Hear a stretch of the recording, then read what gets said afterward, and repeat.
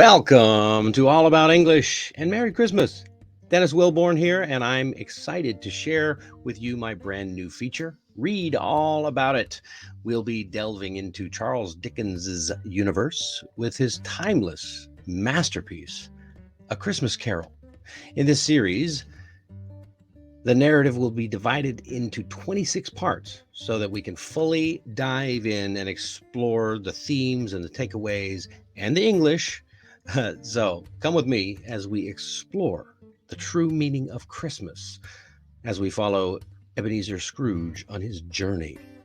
Today we are continuing with part 7 of chapter 1, Marley's Ghost. Let's see what it's all about.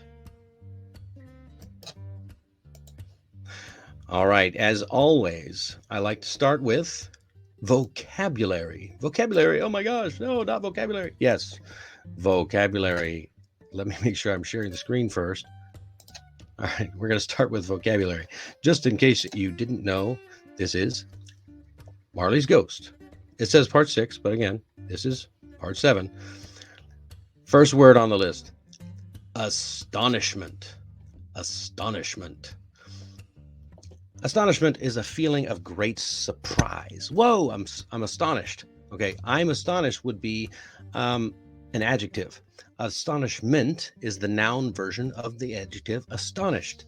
So you would use it as a noun, as in they stared in astonishment at the beautiful woman on the catwalk. Yeah, I would stare at anything like that with astonishment. Wow.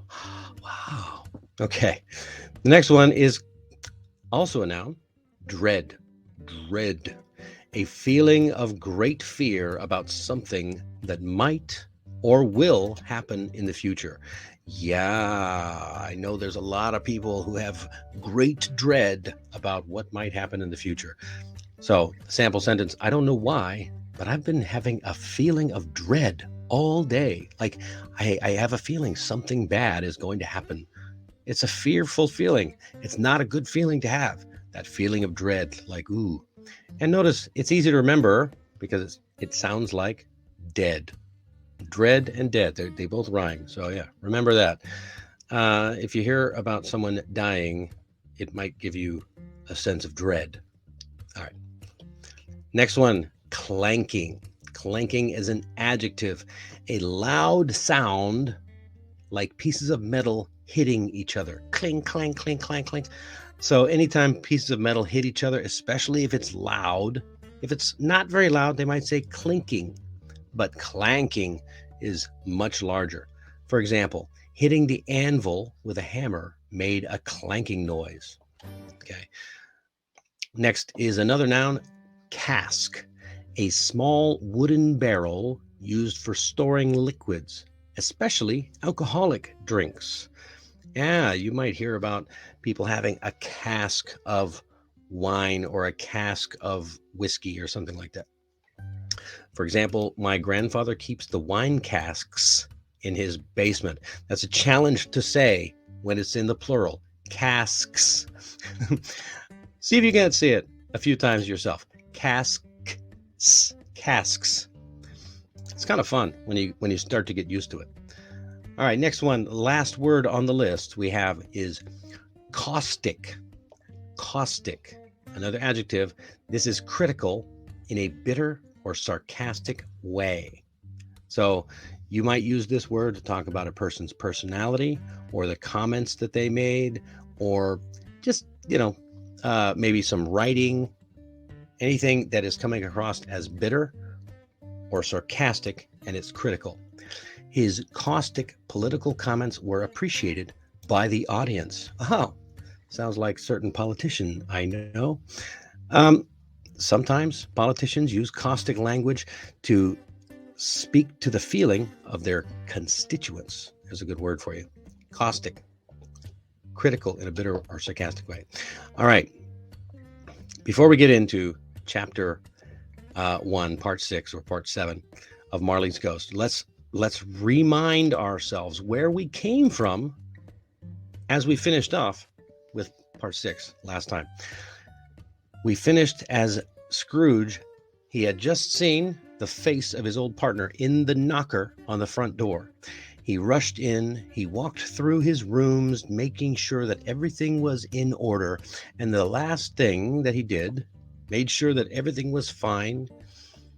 Quite satisfied, he was happy with his work. Nothing was as it shouldn't be. He closed the door and locked himself in. Double locked himself in, which was not his custom. Something very important to remember about that statement. Let's take a look at the next chapter. And I think we need some better music for this chapter. Here we go. Marley's Ghost.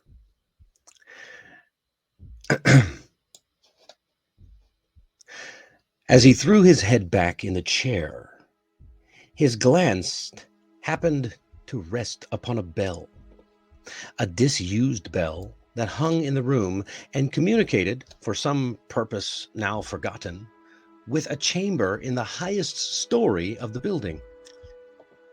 It was with great astonishment and with a strange, inexplicable dread that as he looked, he saw this bell begin to swing.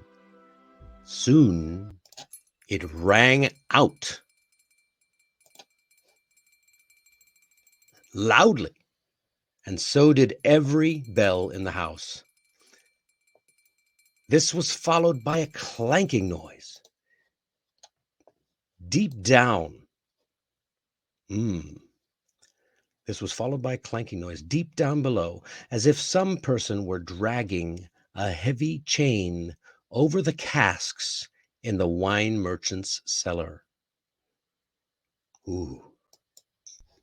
Then he heard the noise much louder on the floors below, then coming up the stairs, then coming straight towards his door. It came on through the heavy door, and a specter passed into the room before his eyes. And upon its coming in, the dying flame leapt up as though it cried, "I know him! Marley's ghost!" The same face, the very same Marley, in his usual waistcoat, tights, and boots. His body was transparent, so that Scrooge, observing him and looking through his waistcoat, could see the 2 buttons on his coat behind. Though he looked the phantom through and through and saw it standing before him, he was still incredulous. "How now?"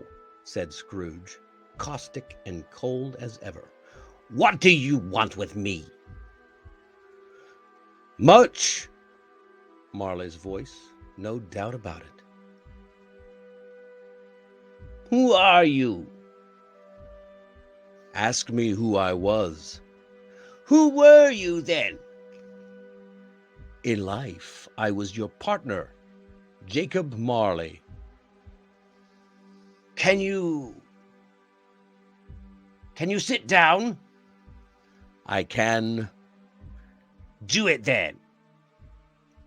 Ooh, I don't know about you, but that just gives me chills. All right, so we are finally seeing and hearing from the ghost himself, Jacob Marley, coming in to haunt his old friend, Scrooge, his old partner, Scrooge. Maybe they weren't friends, but they were partners, right?